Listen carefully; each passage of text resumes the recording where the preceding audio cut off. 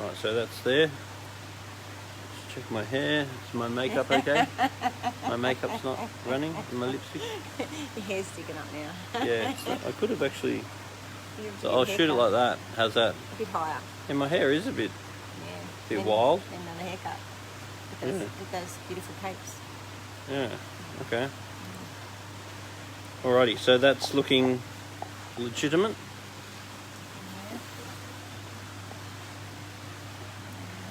So give me a rundown, see that people are on and stuff. Yep. Then we'll just do a rundown of what we plan to achieve. Hi Frank. There's Frank. Say hi to Frank. Hi Frank. Hey Frank. I was hoping Frank would turn up down here because Frank said he was coming. So I thought he might come down here. I thought that'd be fun. Have a special guest. Okay. Hey Frank. Alright, so we got to turn the sound down there so we don't annoy everyone too much. Wild. Alrighty, so... There's a little delay. Yeah, okay.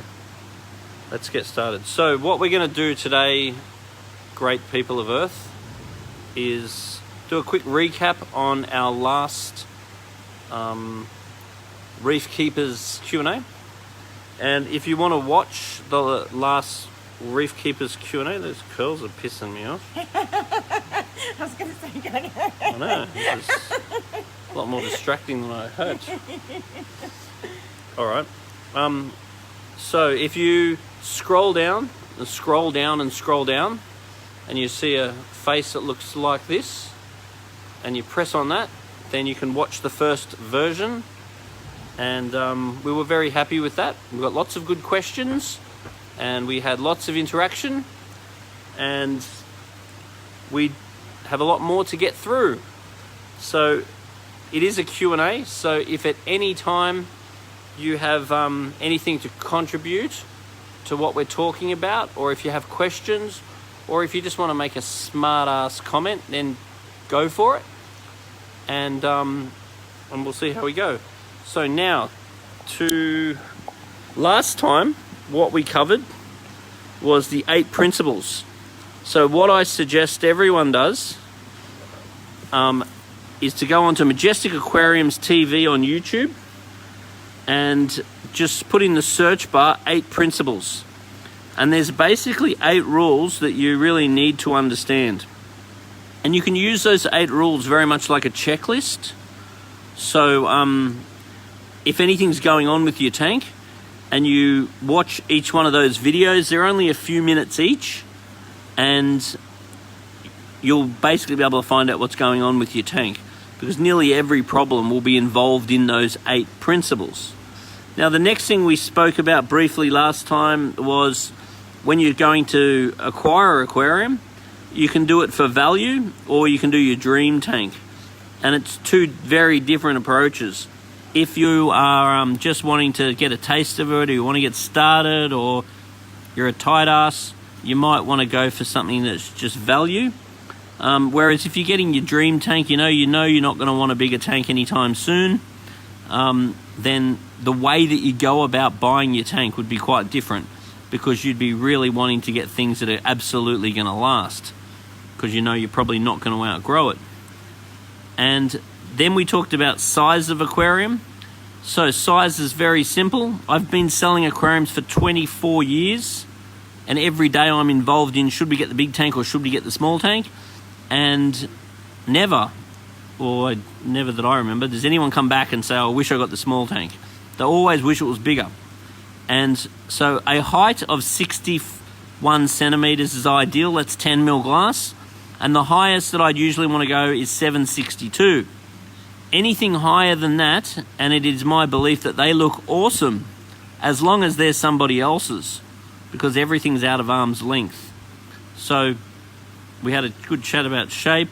Also, tank positioning, where you put the aquarium in the house, is going to very much determine the value you get out of the aquarium. We started talking about sump filtration, filter medias, how important it is to have an auto top-up, because evaporation is a bitch. We talked about protein skimmers. The main thing about a protein skimmer is to get a good quality protein skimmer, but the most important thing is to make sure it's cleaned regularly. You want to clean the inside of the neck of the skimmer about twice a week. So that was pretty much where we got to in number 1. So basically our intention tonight is for this to be about an hour, maximum an hour and a half. And then if we don't cover what we need to cover, then we will have another episode. Cool. And if you've got any other topics that you'd like us to cover, then make sure that you let us know, because this is something that we want to do fairly regularly. Oh, what are you doing there?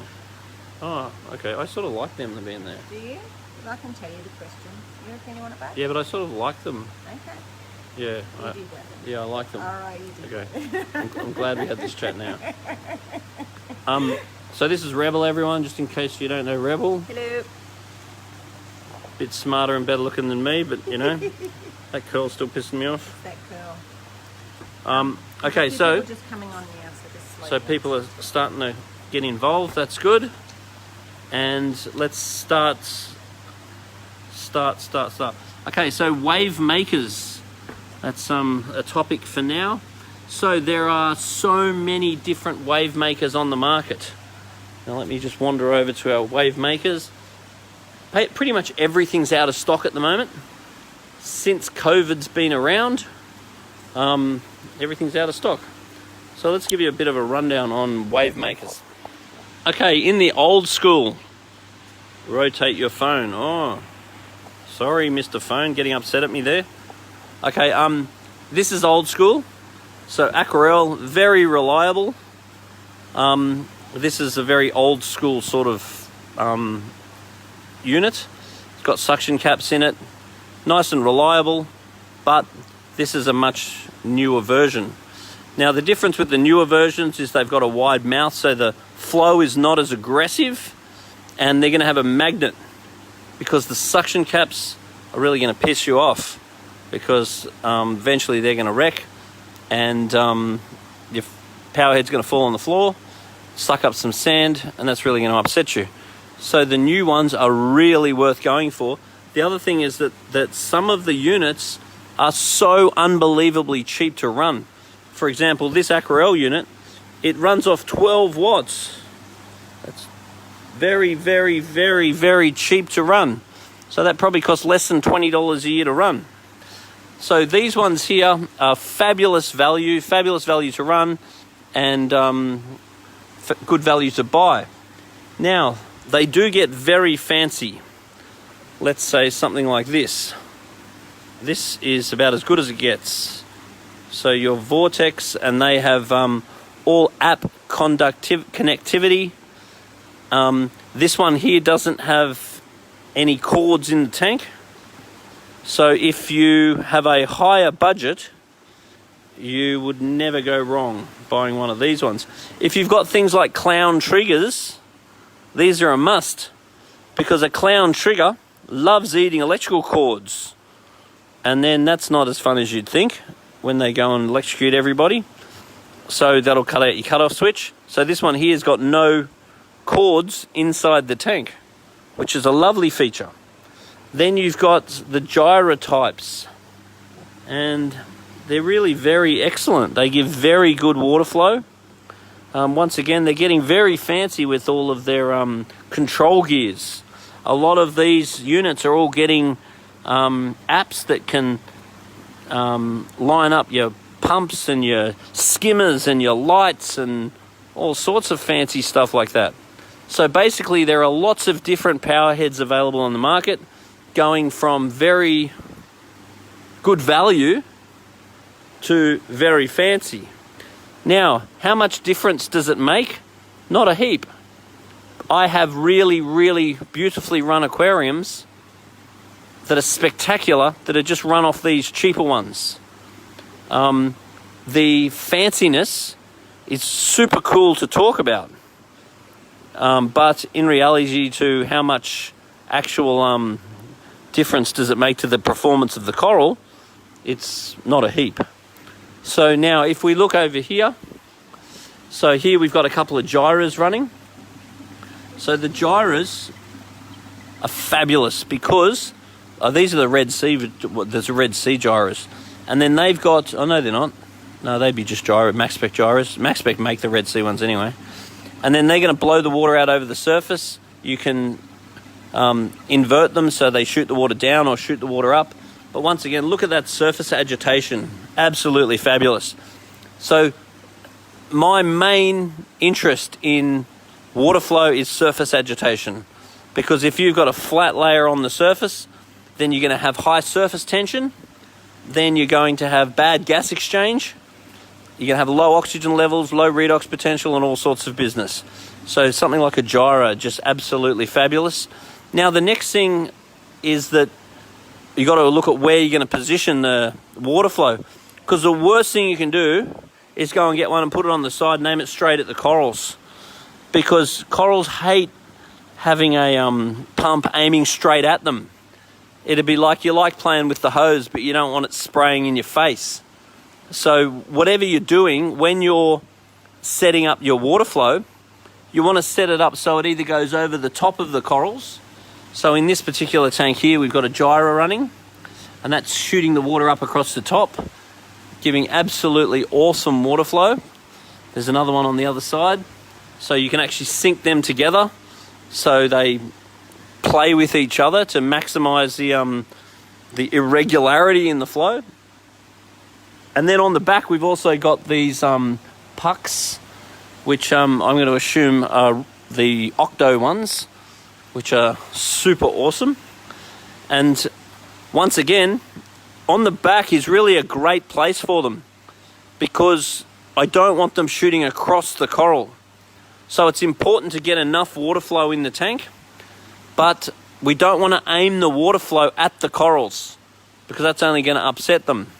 So as far as amounts of water flow, you sort of want to have around a minimum of 15, if not 20 times an hour water flow. Now, back in the old days, when we used to think that we were very fancy getting a timer and turning on the pumps on and off, then we would have the water flowing one way and then we'd have the water flowing the other way. But the thing that we've got to be aware of is that you need to have about 10 to 15 times per hour in each direction. So it doesn't mean 15 to 20 times an hour running, and then when you have them on the left or the right, for example, that means that most of the time the tank's running at half flow. So it's really important to have enough flow. Now with these new models that are available, the amount of power that these things have and how cheap they are to run is absolutely phenomenal. So upsizing your power heads is a very, very easy thing to do. And most of them are all controlled. So you can just set them either on the unit or on an app. So if it's too high or too low, you can easily adjust it. So it's definitely better to have more, because as you get more and more stuff in your tank and there's more and more diversion, you want more and more flow. So a tank like this one, which is just absolutely full of coral, is going to have a lot of dissipation of flow. So if I'm saying say 20 times an hour as a minimum, if you got pumps that really could handle more like 40 or 50 times an hour, then you've got that in the bank that you can turn it up as need be. And then in regards to where to position the corals, it's a matter of knowing what the corals should look like and then moving them if they're not looking like that. So if you've got a hammer coral and it's going like this, then obviously it's in too much flow. If you've got a hammer coral and it's going like this, then obviously it's in not enough flow.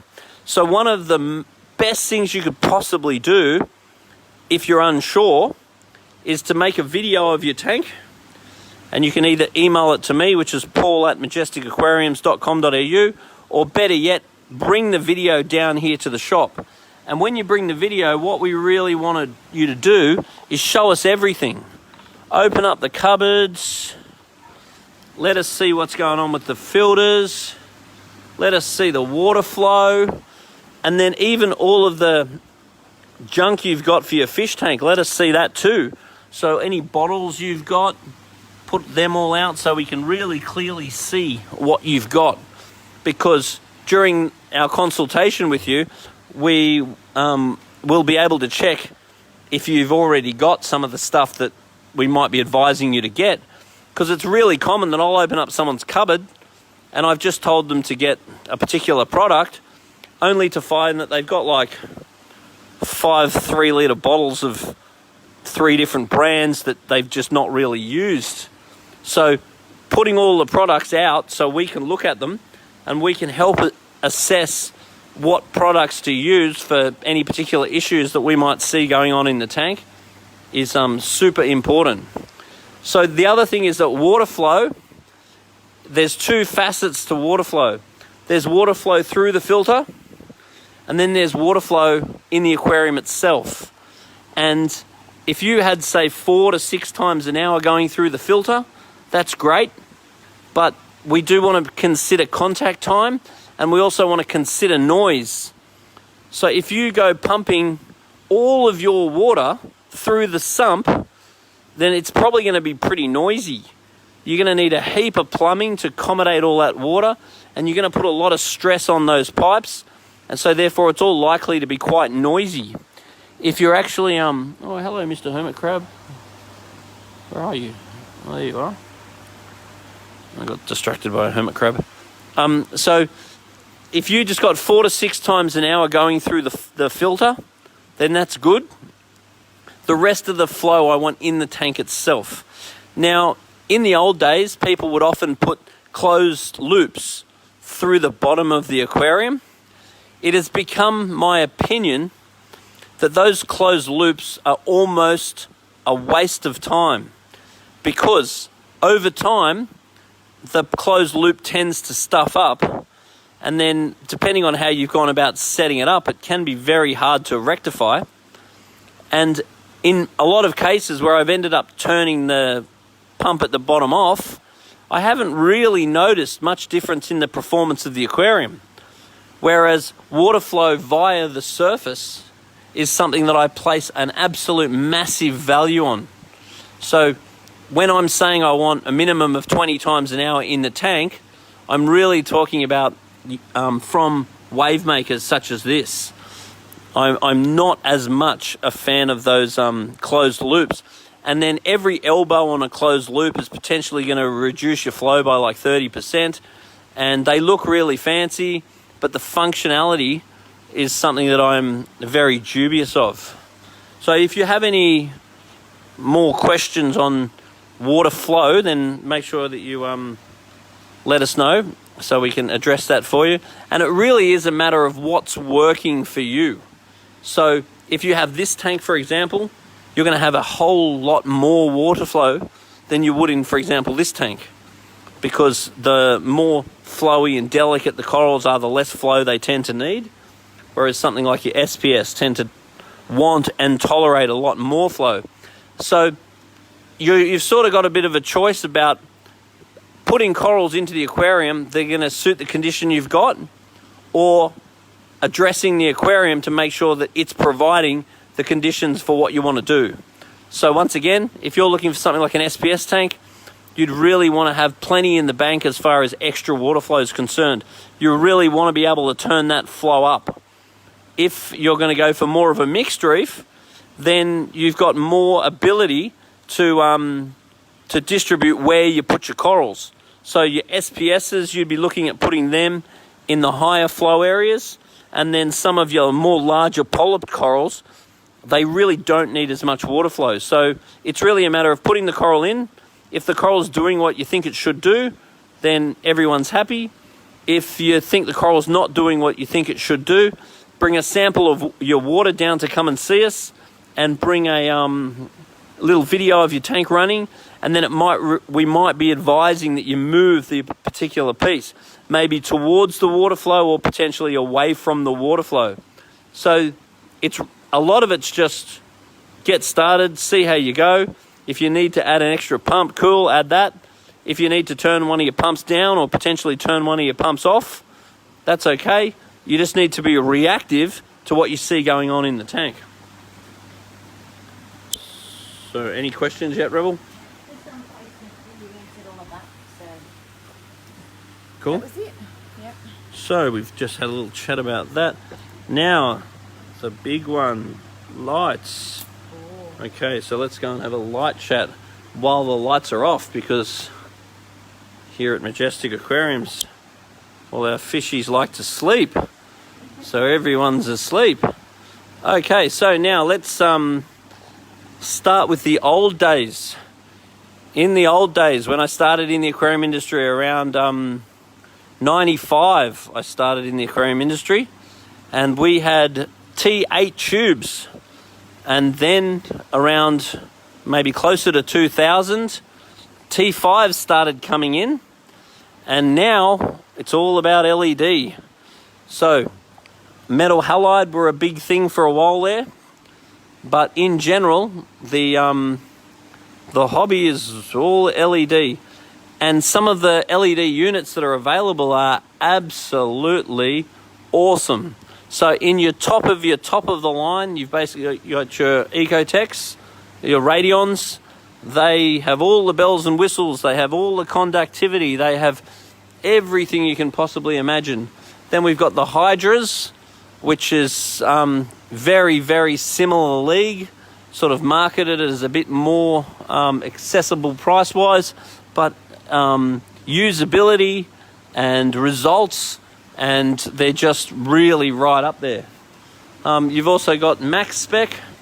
That's the new Max Spec Jump for smaller tanks. You've got your Max Spec Razors. You've got Max Spec Ethereals. So there's all sorts of options as far as that's concerned. Now, I see people setting up all sorts of fancy-ass settings that they seem to try to signature or brand. But basically, all you really need to know is that different corals like different light.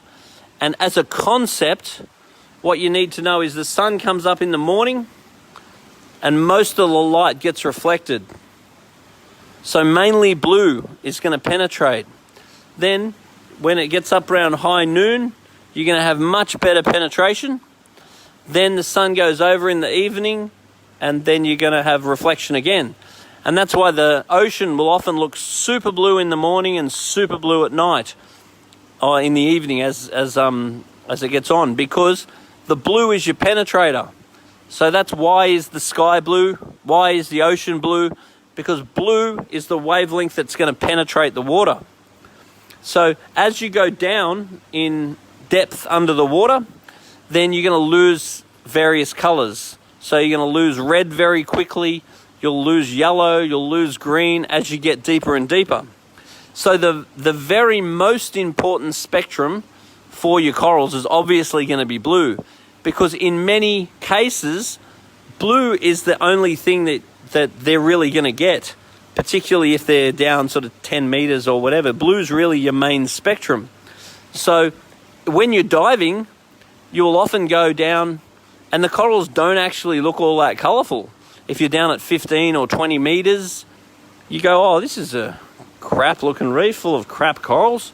But then if you actually had a torch and you actually shine the torch, you actually find that there's some beautiful corals down there. And so as far as setting your lights, what I'm interested in doing is having a total light of around 12 hours. 10 is okay, but let's say 12 hours. And then I'll have in the morning, in general, the main two channels that most of these light units are going to have is a blue channel and a white channel. So as a generalization, you want your blue channels to come on earlier in the morning. So let's say that you're mainly going to watch your tank around, say, 8 o'clock in the night. So you'd want to have that around the time that it's starting to ramp down, because right in the middle of the day, your colors of your corals are often just not going to be quite as good, because that's when you've got the most spectrum going in there, and it's the blue that makes the corals look super amazing. So if you're going to have 8 o'clock as your main time in the evening, then you might have the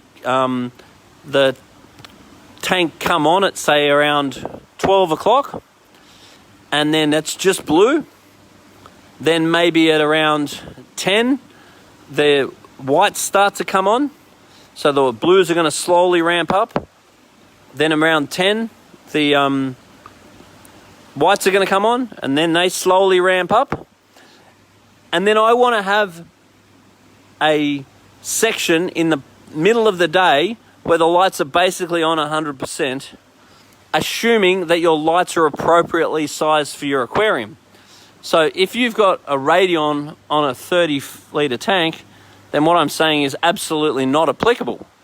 But if your lights are about the right lights for the tank, then I'm going to want there to be a period, even if it be 2 hours or whatever, that the light's pretty much on 100%. That's going to make sure that your photosynthetic activity is enough, that they're getting enough light. Then you can slowly start ramping them down again.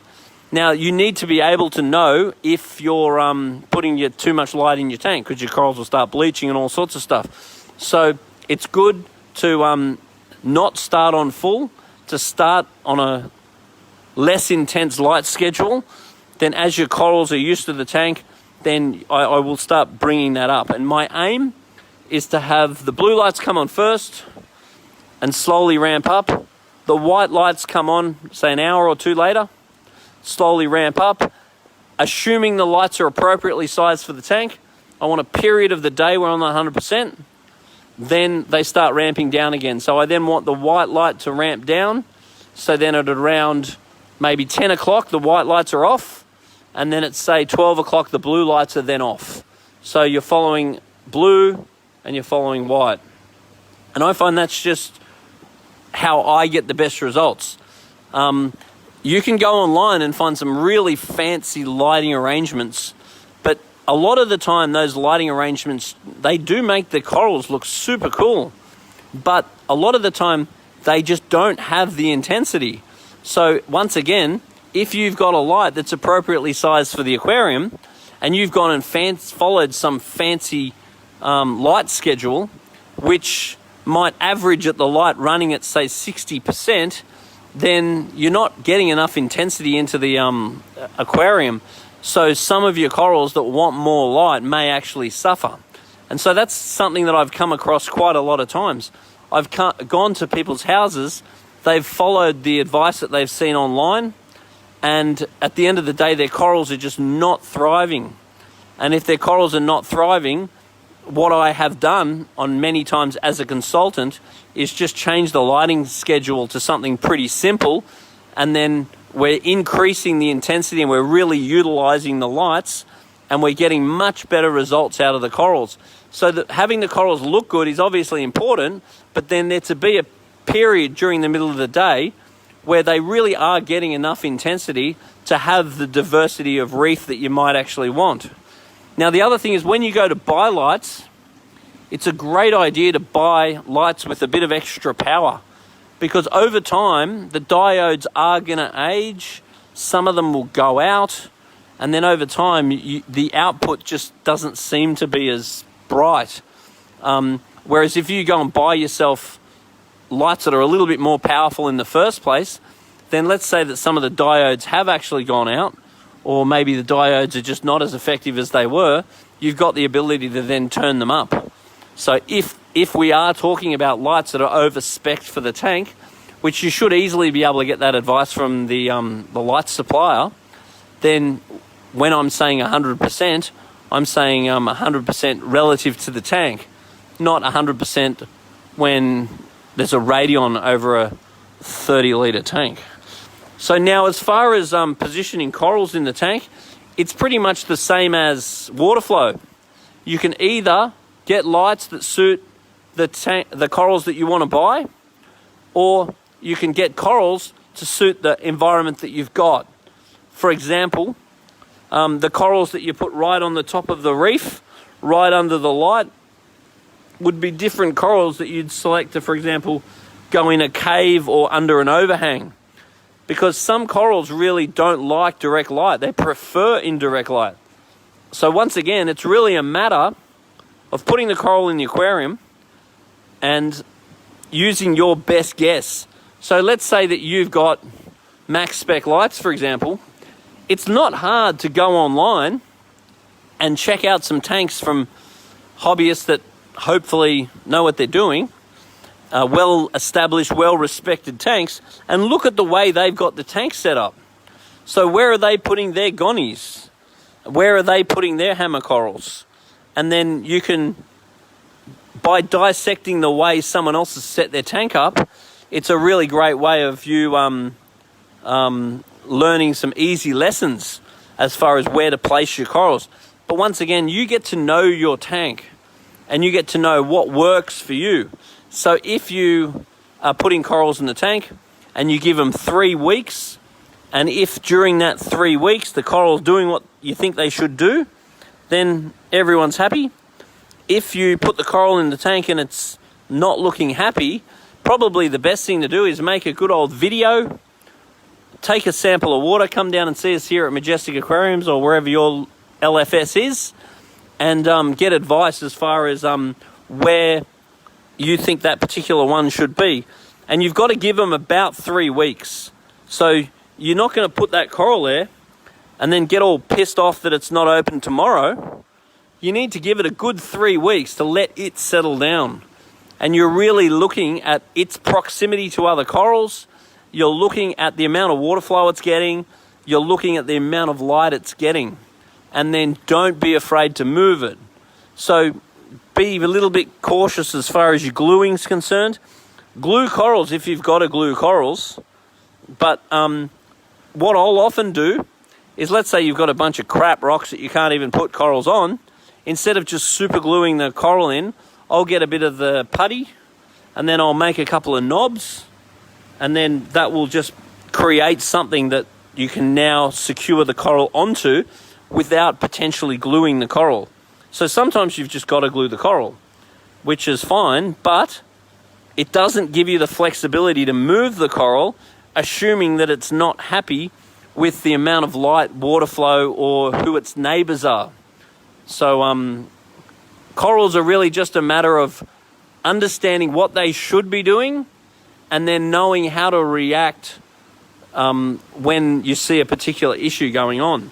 And once again, getting online and watching other people's tanks and trying to learn from what other people are doing online is a great way to go about it. Or once again, just make a video of the tank, come down and see us, and then we'll straight away be able to identify which corals are happy and which corals are not happy. And then we can just have a look through your light, look through your water flow, because basically at the end of the day, the long and short of it is that the corals should grow. And if they're not growing, they're dying. And they're only dying for 2 reasons. They're dying because they've got too much of something or not enough of something. So if the coral's got too much water flow, that's not good. If the coral's got not enough water flow, that's not good. Too much light, not enough light. Too much nutrients, not enough nutrients. It's all about balance. So keeping a tank is basically just all about balance and understanding what the coral should be doing and being able to react to the coral when it's communicating with you, because it is a live animal, and even at a glance you can really tell how it's going, and they give you plenty of warning. So it's really not so much the case that most of the time it's not like, oh, my hammer just died. That isn't normally what happens. Normally it doesn't open for a while. It's telling you, hey, I'm not happy here. And then if you can just figure out what is it getting too much of, or what is it not getting enough of, and then you can remedy that particular situation, and then that should allow the immune system of the coral to return. So once again, they don't want to die. They're only going to die if you create an environment for them which is not conducive to them. So corals have a immune system. So they've got an amount of ability just to deal with whatever it is that you're throwing at them. But you've got to be able to see their communication. If they're not opening properly, if they're opening half, if they're sending out more mucus than you think they should.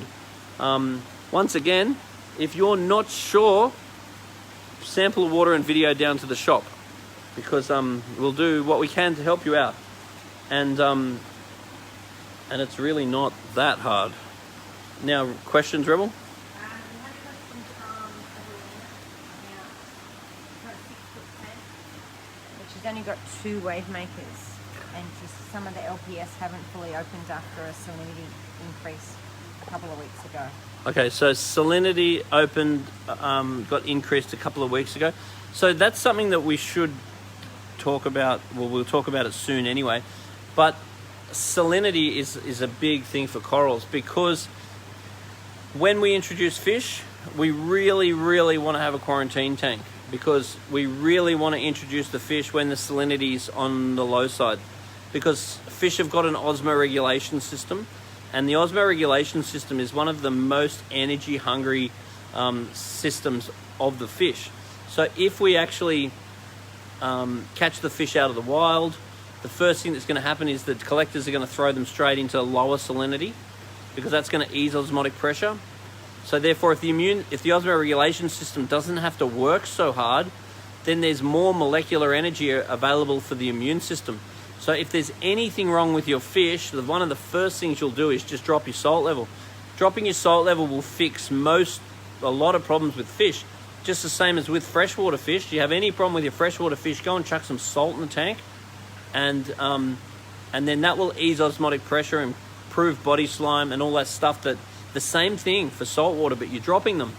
So it's very common for people to play around with their salinity, but the corals are really not your friend here, because the corals want to run a nice high salinity of, say, 0.025 specific gravity, whereas fish issues, I want to drop the salt. So it's very common that someone's going to drop the salt because they're worried about the fish, but what you don't ever want to do is drop the salt because you're worried about the fish and then forget to raise it back up, because you drop the salt, you fix the fish, and then next thing you know, your corals are all stuffed. So you've just solved a problem by creating a problem. And once again, the corals have got immune systems, so they don't necessarily straight away communicate with you. So you also want to trust your tests, and dropping your salt might mean that you do end up collapsing the immune system of the fish, of the coral, which means that they might then die right down the track. So if you drop your salt to help your fish out, fine, but then don't forget to slowly raise it back up again. As soon as the fish start looking a bit better, slowly raise your salt back up, because the salt is going to stuff the corals if you leave it low. How long will the corals survive with the lower salt? So how long the corals survive with the lower salt is going to be governed by the coral. Like things like corellas, leathers, fluffies, zoanthus, a lot of these can handle quite fresh water. So I mean, I've often gone to tanks and the water's quite fresh and the corals are fine. Whereas things like acro, they're not really going to handle it very well at all. And then most of your LPS, they're not going to be too happy about it. Mm-hmm. So it absolutely does depend on the type of coral that we're talking about. Cool. How much water do we need for a full test? Yeah. Okay, so if you're wanting to get us to do a test, then we will want you to bring about a Vegemite jar of water. So just to allow for us spilling some. So a Vegemite jar is good, like a little Vegemite jar. Yep. Would Vogel help with marine fishing? Okay, would Vogel help with marine fish? Yes, I love Vogel. So Vogel is an immune booster. So there has been lots of times when I have been worried about my fish and I don't want to dose the tank because I am freaking out about medicines in the tank. So this stuff here, it's by Easy Life, and I've used it lots of times, and my anecdotal evidence is that it's very good. So it's an immune booster, and it seems to, there's certainly been times when I'm thinking I'm very worried about this fish and I don't medicate the fish because I'm worried about the medication, and then I've used that immune booster and the fish has come good. So it's just, and there's no harmful effects for your invertebrates or corals or anything, so it's sort of worth a go, worth worth trying. Cool. Other questions? No, that's it so far. So now we got to go next to chillers and heaters. Okay, so temperature control. Yeah. What's the natural levels of calcium, magnesium, and alkalinity in natural seawater, and what do tanks sit at? Okay, so in general, the natural levels obviously will depend on which ocean we're talking about, but they're much lower. So when I started keeping reef tanks, so maybe around 95 or maybe a bit before then we used to try to emulate nature because we thought, oh, that's good. The nature might be, say, 350 or 320 in calcium, for example, but a lot of the corals didn't like that.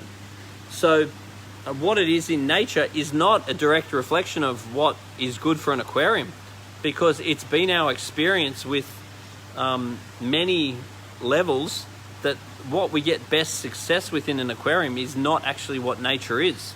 So we'll run the calcium level of an aquarium at more like around 420 or 450, much higher than in the ocean, and then we'll find that the corals absolutely do better.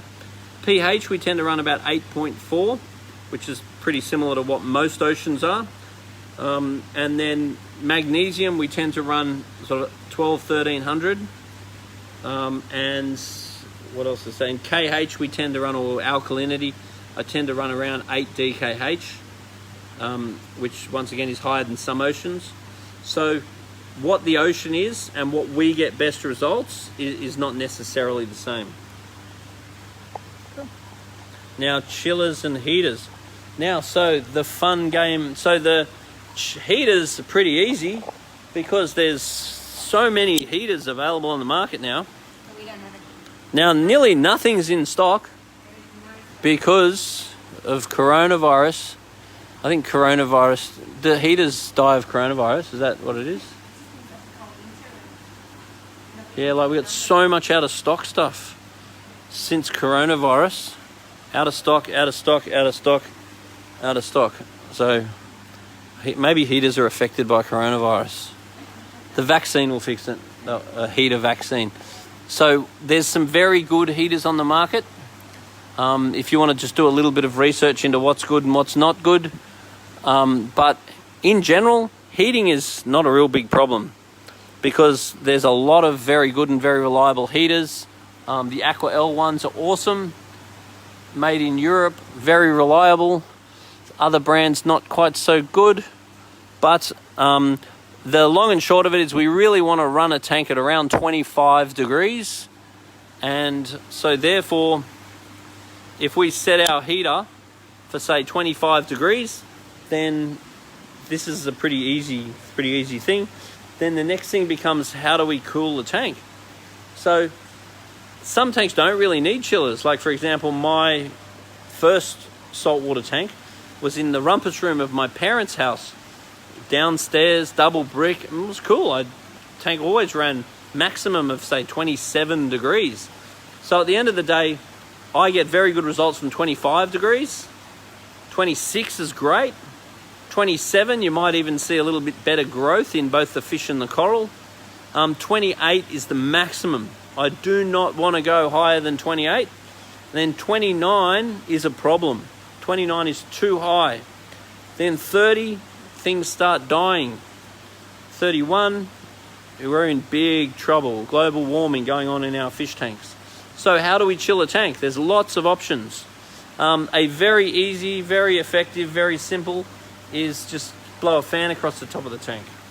Because evaporative cooling, especially with a lot of these open-topped, super fashionable tanks these days, they don't hold the heat like the old ones that we used to sell with the big timber lids and the lid and the hoods, and it really held the temperature in there. Also, the lights that we have now, the LED lights run very cool, whereas we used to run metal halides, which were hot as hell. So then we'd have to put a real big chiller on the tank because we're heating the tank and we're trying to chill the tank, and then people go and put the chiller in the cupboard, which is about pretty dumb, because often you've got a sump in the cupboard, and if you've got a sump in the cupboard that you're trying to keep cool and you chuck the chiller in the cupboard too, and it's venting all the hot air, in the same vicinity that you're trying to cool, then everyone's working against everyone. And then you want very, very good circulation for your chiller. So if you go and chuck your chiller inside here, just because you're too scared to explain to your wife that it needs to be on the outside, then you've got a whole bunch of disadvantages, because the chiller's not going to be well ventilated in the cupboard.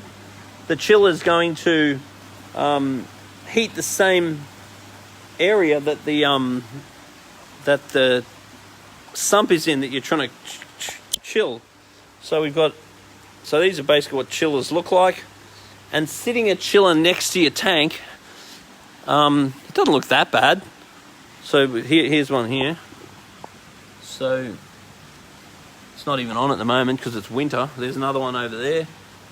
So one there, one there. So these ones are all mounted at the back of the tank, which obviously in this circumstance is very easy to do. But where possible, we really don't want the chiller in the cupboard.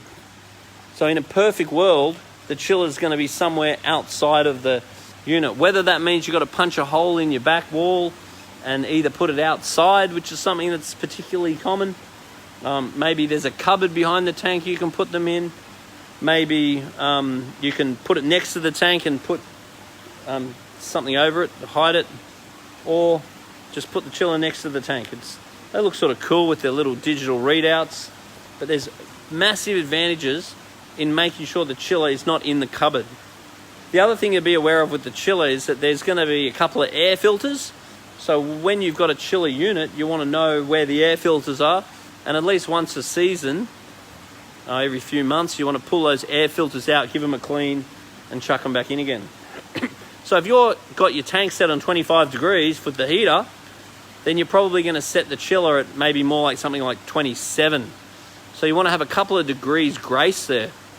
So what you don't want is set both at 25 and then have your heater coming on and your chiller coming on and everyone's fighting everyone, and then that's not as fun as you'd think.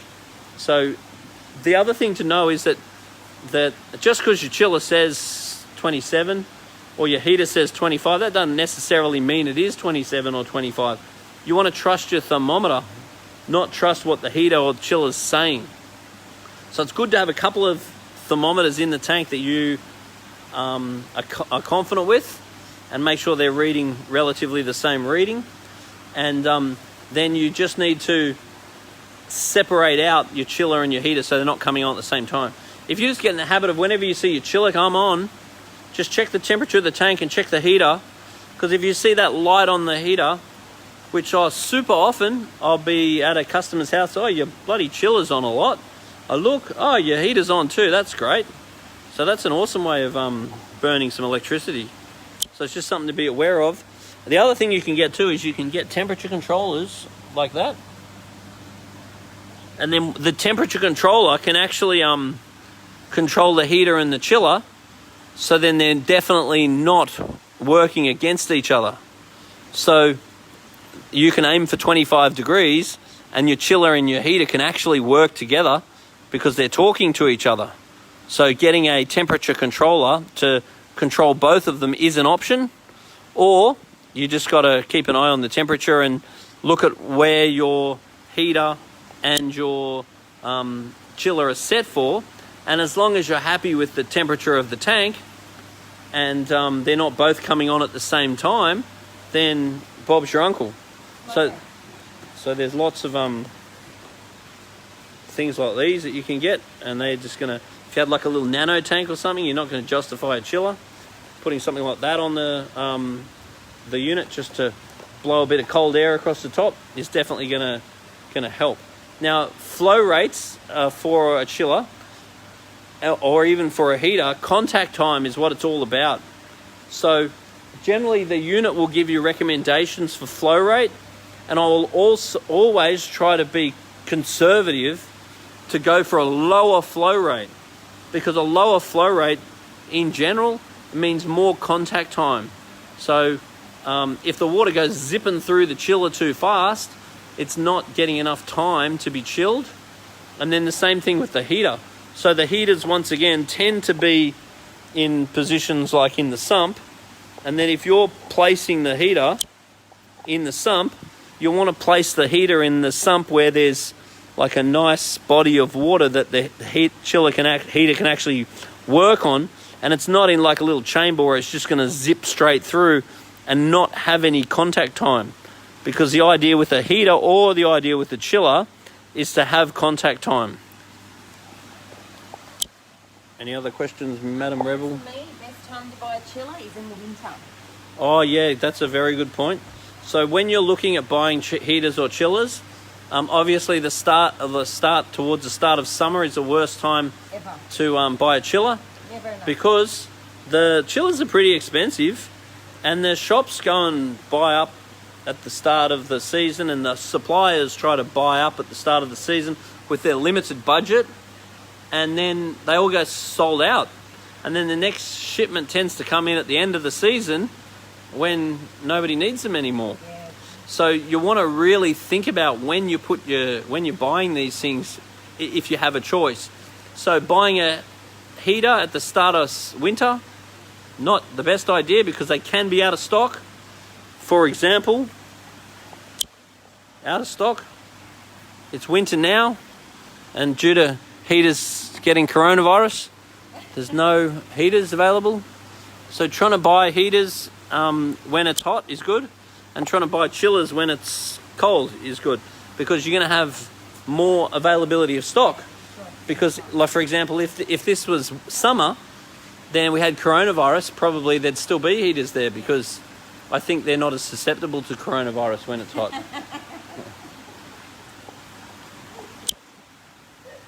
All right, so now what's next? Yep, and you've addressed the nano. What do we do with that? The best way to keep a nano. Yes, so if you want to keep a nano cool in a fan, even just a clip-on Bunnings fan is definitely an option. So a fan is a pretty effective way of cooling a nano tank. Otherwise you can just be a tight ass and go and get like a frozen bottle out of the freezer and chuck it in there. That doesn't do too much, but it's better than nothing.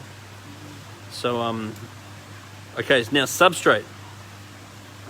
So the first thing that this is fucking pissing me off, this curl. It's really upsetting me. I didn't think about brushing my hair. We know. Yeah, I know. I've brushed my hair since I was 14. Okay, now sand. So the first question is to sand or not to sand.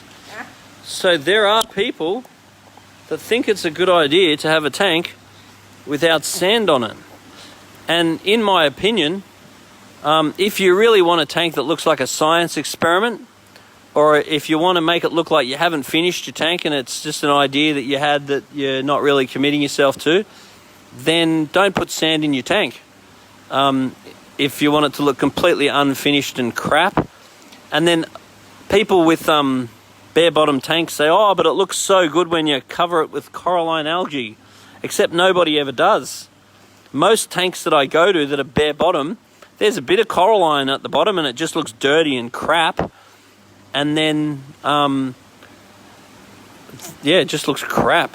So anyway, just in case you ask my opinion on whether to have sand or not, look how good the sand is. Look how natural it looks. And look how crap that looks. It looks like a shop. If you look like you're selling corals in a shop, or you're doing a science experiment, and you just don't care what your tank looks like. So the people will say, oh, but it's easier to clean. So what? It's easier to clean, but it looks crap. So it's not that hard to clean sand anyway. I just get a gravel cleaner, give it a clean. And what sand you get is really important too. For example, when I first started keeping fish tanks or reef tanks, maybe early 90s, then we'd often use shell grit. That stuff's a pain in the ass. I definitely don't recommend shell grit. Some gets dirty, it's hard to clean. So what I really like, so then what happened next, is then we started using plenums, because what happened then is we started to realize, due to a lot of the works from Bob Goman and a whole bunch of people, that were starting to realize that there's different sorts of bacteria that grow. So what we started doing is using thicker sand beds, because what we were trying to do is create an environment in the sand which is able to denitrate. So if here's our sand bed. In the old days, we used to use like bio balls in our filters, like plastic bio balls, and we used to have all sorts of nitrate levels. So we would have to make sure that we had to do heaps of water changes, because our bio balls would just produce ammonia, then nitrite, then nitrate, and the nitrate would just build up, and we'd have to keep doing water changes all the time. So back in the early days, nitrate was your enemy. Now we basically have no problems with nitrate because we understand it much better. But so what we started doing was using thick sand. So we used to use sort of a 1 mil sand, and then we would use thick sand. Now the disadvantage or the advantage of having thick sand is that we'd get these zones of bacteria growing within the sand. So we'd have an area here that sort of breaks ammonia into nitrite, then just under that nitrite into nitrate, then just under that we'd then get what's called anaerobic bacteria, and then that would break the nitrate into nitrogen gas, and that was all pretty good. But the disadvantage is that sometimes we started forming what's anoxic zones underneath that used to discharge hydrogen sulfide, and hydrogen sulfide is essentially poisonous. So every now and then, when you'd like move the rock or disturb the base, hydrogen sulfide would actually get released, and I've actually been involved in a few jobs where all the fish have died, like literally in front of my face. So then what they started doing next is they would actually put a bit of fly screen down, so that way if you were mucking around in the sand, at least you're only going to muck around in the top sand, because you're probably not going to disturb what's under the fly screen. And then that was just a little extra protection from releasing this anoxic area or releasing this hydrogen sulfide that would build up in the bottom. Then we started getting really fancy with the Gerbet system, where what we actually used to do is put a plenum underneath that was just a space. And what that did is allow the horizontal distribution of oxygen. So if this area here under the rock was extra low oxygen and this area here was a bit higher in oxygen, the oxygen could actually pop in underneath here and pop out there. So what we started doing is actually sort of stabilizing the oxygen through the base. And then that decreased the risk of hydrogen sulfide, but it definitely didn't get rid of it, because it just bought you a bit of time. Because then over time, the molm, or the end product of any solid waste, it looks like concrete dust, would eventually fill this up, then eventually it would clog, and then eventually the same thing would happen. But this would buy you a whole lot of time. Now, in the old days, this was very exciting, because all of a sudden we started seeing decreased levels of nitrate and even decreased levels of phosphate through understanding the zones of these bacteria. Now, these days, we don't worry about any of that.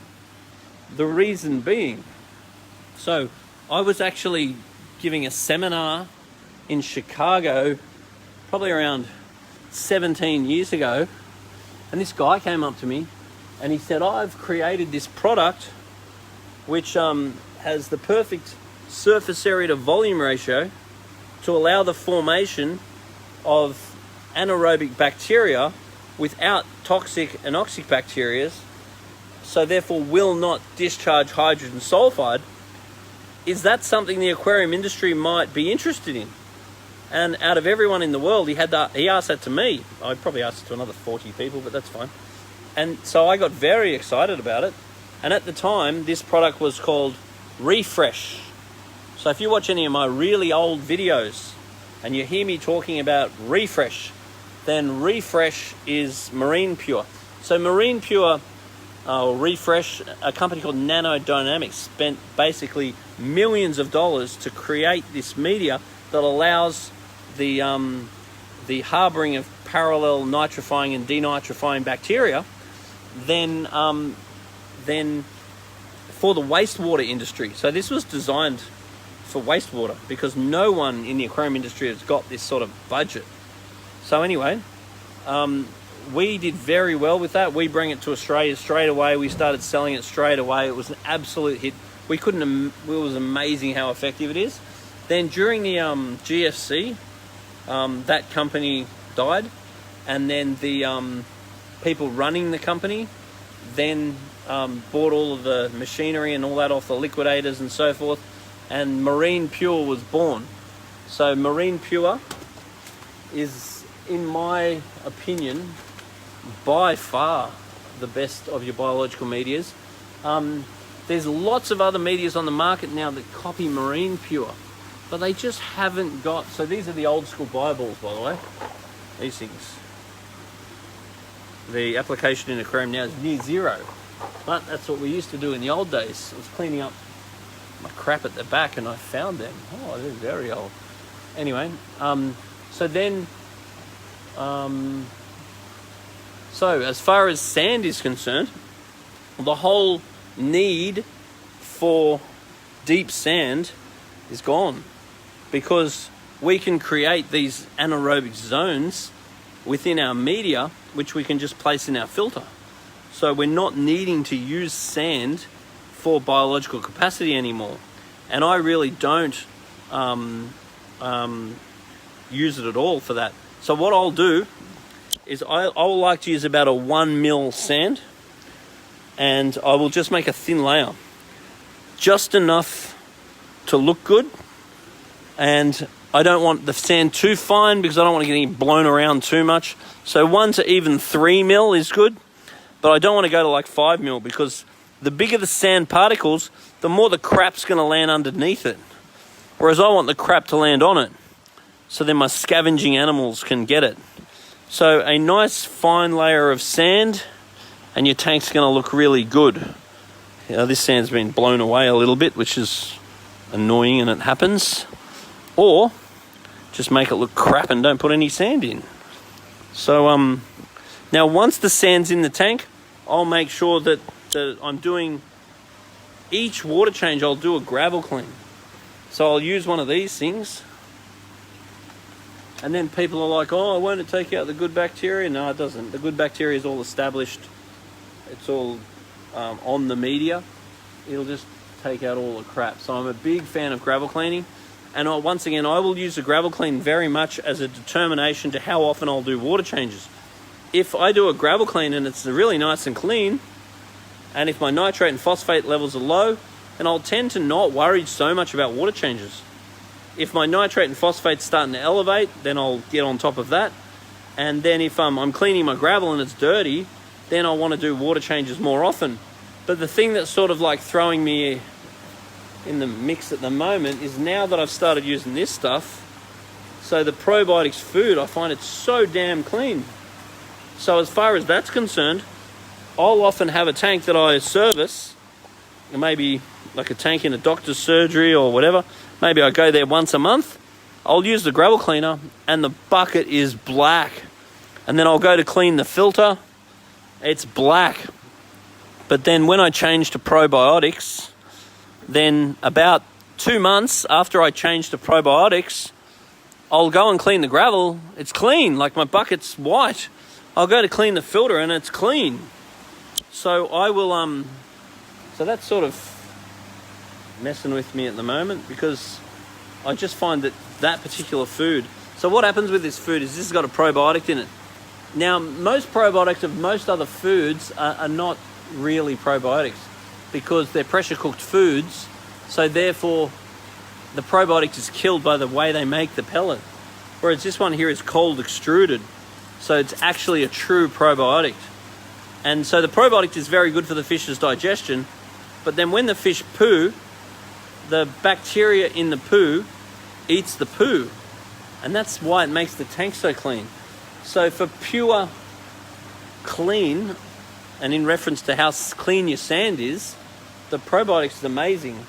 But I still like to mix some Danichi in, because I find that Danichi gives me the absolute best results as far as what I'm physically looking at is concerned, and then probiotics gives me the best results as far as clean tank. So if I go for maybe 20% Danichi, and then maybe 80% probiotics, I think I'm getting both. I'm getting the fish looking as good as they can possibly look, and I'm getting the tank nice and clean. Questions? Did you touch on live sand over there? I couldn't hear you over there. Yeah, so there are live sands available, such as that one. Would you be better off if you're setting up a new tank? A little bit. Would live sand be a better option? So live sand is a little bit better. So there are these sorts of options. They've got good bacteria and stuff inside them. So they're a little bit better. Mind you, in a well-balanced, established tank, the end result's going to be pretty much the same because all these bacteria are still going to find their way into the sand. But the live sands are a little bit better. And so therefore, if you've got an option to buy live sand, I would buy it. And then you've also got to make sure you don't wash it, because you can get live sand, go and wash it, and you kill off all the live sand, and then it's just expensive sand. And then if you're not got live sand, you want to wash your sand, because there's nothing worse than starting with a nice new tank and not washing the sand properly, and the tank just looks crap. And then sure enough, with enough time, the filters can deal with it, but it's a really disheartening way to start. Yeah. So the easiest way to clean your sand is grab yourself a bucket, put a little bit of sand in the bottom of the bucket, fill the bucket up, churn it around with your hand, tip off the water until it's clean, and then away you go. Even though you're not a big fan of the bare bottoms, some people are, but we have found a couple of customers just rip out their sand and cause all sorts of grief with their tanks. So maybe you should mention not to just rip the sand out. No, that's a very good point. Thank you, Rebel. So yes, so the sand can become a really important part of the reef ecosystem. And so there has definitely been customers, such as Rebel's pointing out, that have gone online and just decided that they want to have a crap looking tank, and they want it to look unfinished like a science project, and they pull their sand out, and then they find that the tank actually bombs. Yeah, and now there's two reasons why the tank can bomb. There's three, sorry. The first reason why the tank can bomb is because you're removing a whole lot of biological life, and that bacteria could very well be required to balance the aquarium. And you pull all that bacteria out, and all of a sudden you've got nutrients being produced that don't have something to break it down. The other thing is that when you pull the sand out, then often you can be releasing hydrogen sulfide and so forth into the water. So the hydrogen sulfide may bomb out your tank. So once again, I've been involved in tanks where I've even just rearranged the tank a little bit. I go around there, Mr. Aquarium Expert's going to make the tank look good. And I move some rocks around, kill all the fish. You look like a real dick. So what I do make sure is I make sure you put polyfilter in whenever you're doing anything with the sand. If you're doing an extra big gravel clean, if you decide to make your tank look crap and pull the sand out, then make sure you put polyfilter in, because the polyfilter is going to remove any hydrogen sulfide that might actually get released into the water. Yeah, or what detox does, but I don't think we've been out. Detox is also affected by coronavirus. So I think Detox got coronavirus. But Detox is a product that we normally sell when it doesn't have coronavirus. And then it's a blend of bacteria from mud that's incompatible with the anoxic zones. So it actually goes in there and gets rid of all of the bad bacteria that causes the hydrogen sulfide. And then the last reason why your tank might bomb if you pull the sand out is all your fish and corals might just die of embarrassment, and your fish might go, I'm going to die now because this tank looks so crap. I'm embarrassed. I'm embarrassed to be in this stupid glass box. Stop it. If I was a fish, I'd just jump out. So anyway. All right, it's 22. Last one. Oh, so how are we going for time? 20 to 9. We've been going for an hour and 10 minutes. Is that how long we've been going? Yeah. Mm. Yeah. I felt like we were. I just love the sound of my own voice. Like We know. I thought we'd been here for like 10 minutes. Yeah, no. No. All right. So last point, I think, Yep. because you have to give us the gong. We Gong. need a gong. Gong. Dong. You got You're- 10 minutes. Come on. You're out of time, Red Simons. Okay, salt. So we did start talking about salinity, and then we'll talk about salt. Now, quality of salt is everything. So, well, how are we going to get salt? We can get natural salt water. Some people do that. We can get a salt mix. We can get organic salts that are actually evaporated salts. We can get synthetic salts that are made. Now, someone's always going to swear by one of them. Someone's going to go, oh, natural salts are the best. You've got to use natural salts. And the next person comes in and goes, oh, these synthetic salts are the best. So it's sort of Ford versus Holden, because I am involved in tanks that that someone swears by one thing, and I'm involved in other tanks where someone swears by the opposite. So getting a good quality trusted salt that you're happy with it is really awesome.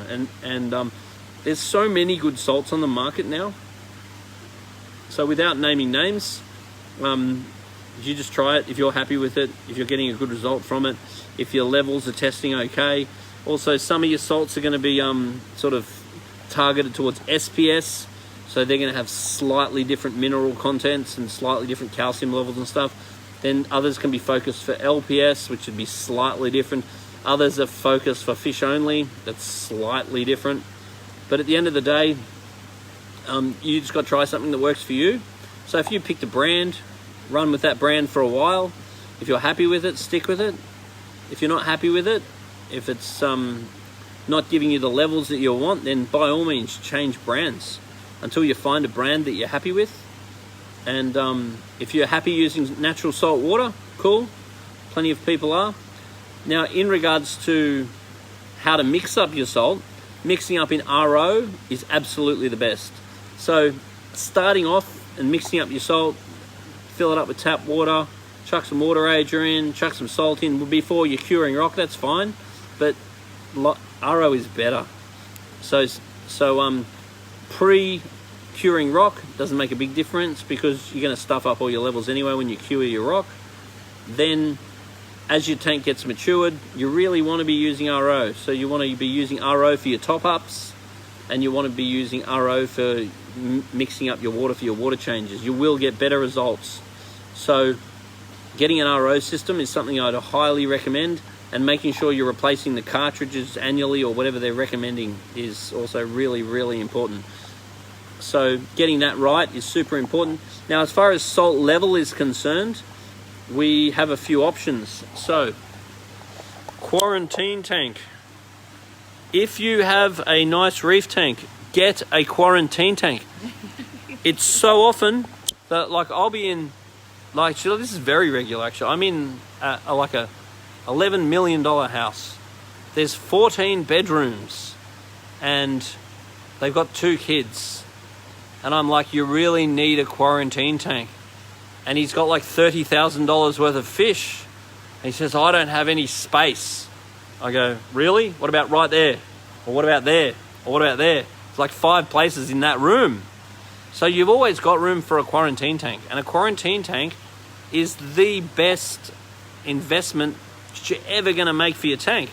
For 2 reasons. One is it's going to allow you to put the fish into lower salinity, which means less osmotic pressure. The parasites hate the fresher water. Then you can stabilize the fish, make sure the fish are happy, give the fish time to allow the fish's immune system to recover, get to know the fish, he gets to know you.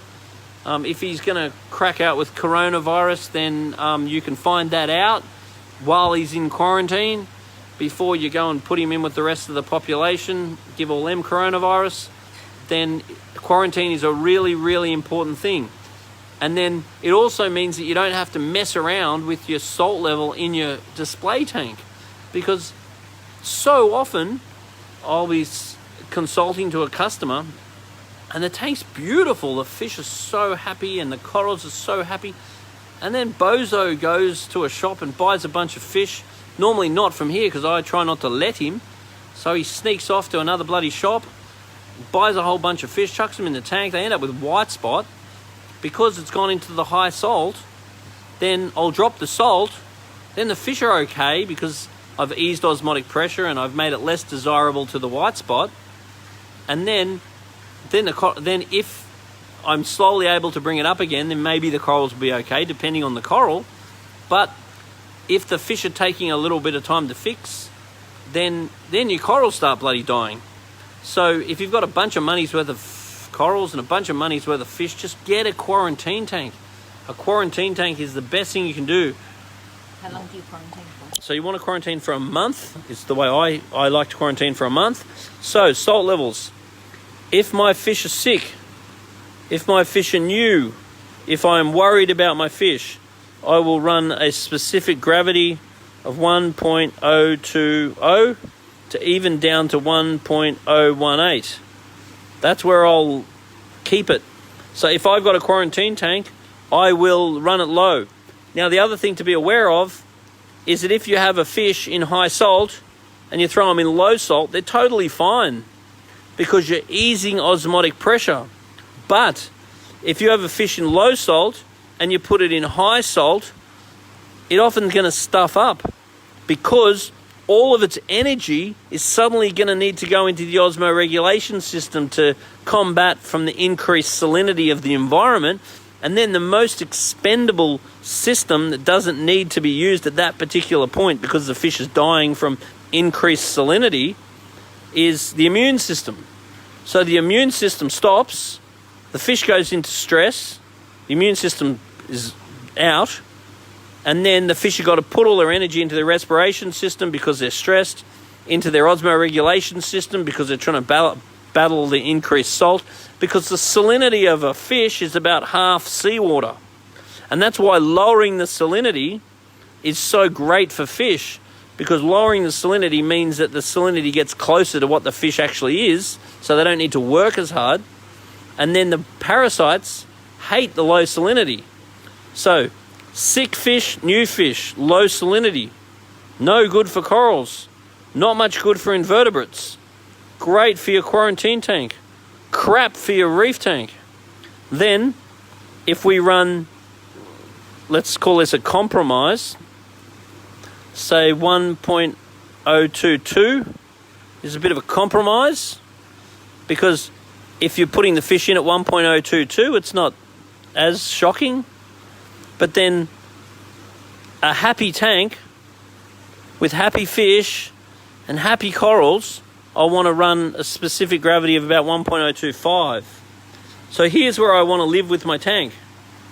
In this level, when the fish are established with good immune systems and good body slime and good antibodies, this is where we want to live. This is the best. But if the fish are stressed, if the fish are getting bashed, if the fish are new, if the fish just don't like you, then, or your wife, or your cat, or particularly you, then you want to lower your salt level, because then that's going to ease osmotic stress, it's going to reduce stress, it's going to less favour the actual animals. And then at the end of the 30 days, do you raise your quarantine tank up? So if I have a quarantine tank, I will start off low.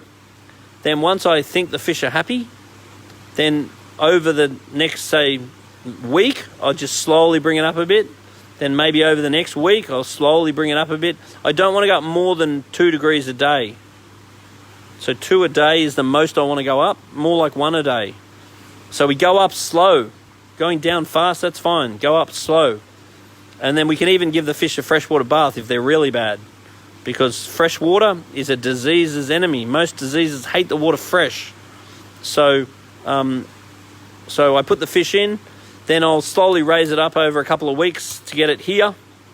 Then I'll watch the fish for another couple of weeks. I'll just make sure that I'm happy with them. Then I'll make sure that the salt level, pH and temperature is the same in the quarantine tank as it is in the main tank. And then I just throw the fish straight in. I won't acclimatise them in. because they don't need to be acclimatized. If you know the salt level's right, if you know the pH is right, and if you know the temperature's right, you just throw the fish straight in. So you want to reduce the stress, so the fish get established in the quarantine, then they just get popped in there once everything's okay. And as far as what is a quarantine tank, something where the fish have got a bit of room to swim around, something like that's ideal. So the Letties are fabulous quarantine tanks, and you want to run the quarantine dry, and then when you're getting new fish, you go and drain water out of the main tank, add some RO in, buff the water a little bit, check the pH and stuff's right, check the salt levels right, then you can go and put new fish into the quarantine. Then you can slowly raise them up over the next couple of weeks, then monitor them for another couple of weeks, and then away you go. Then you can also just use tubs. So like a lot of people will just use tubs, and especially if they're doing something like the tank transfer method, which is really quite effective. You might just move the fish from one tub to another tub. So having a strategy for quarantine is really, really important, and it's a big point as far as salt level is concerned. So we're pretty much there for time. Yeah, someone just asked, they've got a spare segment in their sump. Could you use that? Okay, so hello, Mr. Fritz. Okay, so the many tanks have got a spare section in the sump, which are really meant to be for top-ups. Now, if the section in the sump is connected to the tank, then it is absolutely not a good quarantine tank.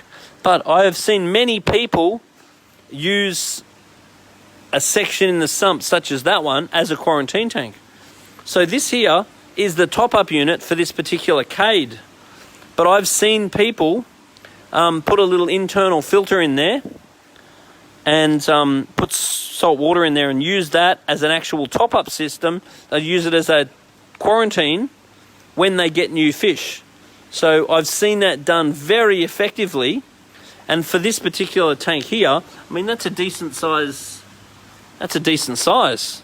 So you could absolutely use that as a quarantine tank as you need to. And then once the fish are happy, they go in the tank, and then you go back to using it as a quarantine, as a top-up, because you're certainly going to be very upset when your top-up's not working, but then you've got to rely on filling up the sump yourself, which is not going to be too much fun. Do you quarantine corals?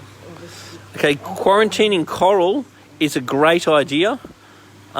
Most people don't do it, but once again, it's relative to your tank.